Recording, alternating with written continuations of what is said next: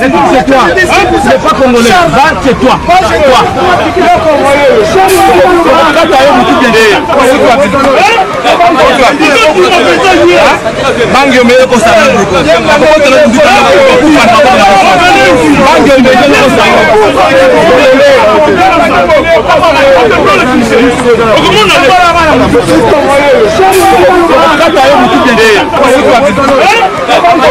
Voici la dame par laquelle le complot de la balkanisation de la RDC a été démasqué. Il s'agit de Béatrice Safari, épouse de Rukumera, coordonnateur du M23 chargé de la mise en œuvre de la déclaration de Nairobi. Tout est parti d'une simple et banale fouille, qui d'ailleurs est de routine le 18 avril 2018 à 13h, à la barrière entre la RDC et le Rwanda, plus précisément à Goma. Quelle ne fut pas la surprise de découvrir sur elle ces documents très sensibles. On y voit un mouvement intitulé Front pour la restauration du Congo, FRC en cycle. Et ce qui est troublant, c'est que ce front est en connivence avec les M23 et le RASOP de Moïse Katumbi Chapwe et d'autres structures avec des objectifs bien définis et des répartitions des responsabilités une fois que leur forfait sera commis. Entendez par forfait accéder au pouvoir par des voies illégales et illicites. L'arrestation de cette dame n'est pas anodine. Tenez, le 4 mai 2018, Bertrand Bissimois va écrire une lettre à Saïd Djinit pour dénoncer l'arrestation de la dame comme l'indiquent ces documents. Alors, que contient ces documents mystères? En le feuilletant, l'on se rend compte que ce document est composé de deux grandes structures politiques et militaires.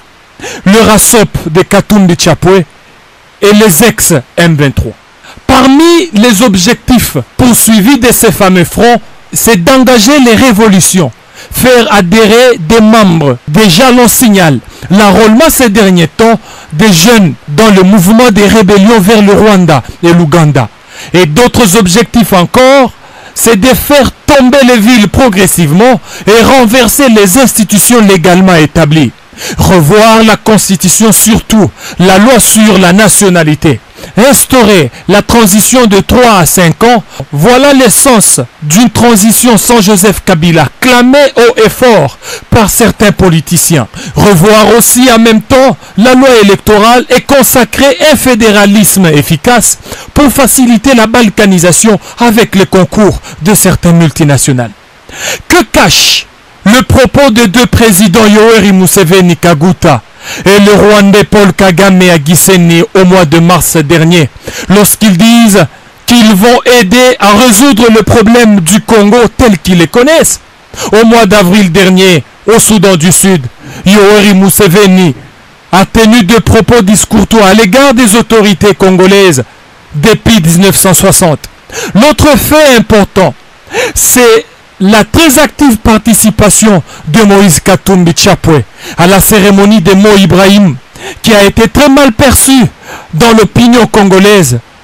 Et dans ces stratégies, l'homme de Kachebwe met en contribution les services de Madame C, d'origine burundaise, devenue très active entre Pretoria et Kampala, où elle sollicite l'appui logistique militaire de ces pays, avec le soutien d'un président de l'Union africaine, mais malheureusement anti-panafricain. Désormais, plus rien ne sera comme avant. La République démocratique du Congo est déterminée à sauver sa souveraineté chèrement acquise et capable à dénoncer toute velléité de balkanisation.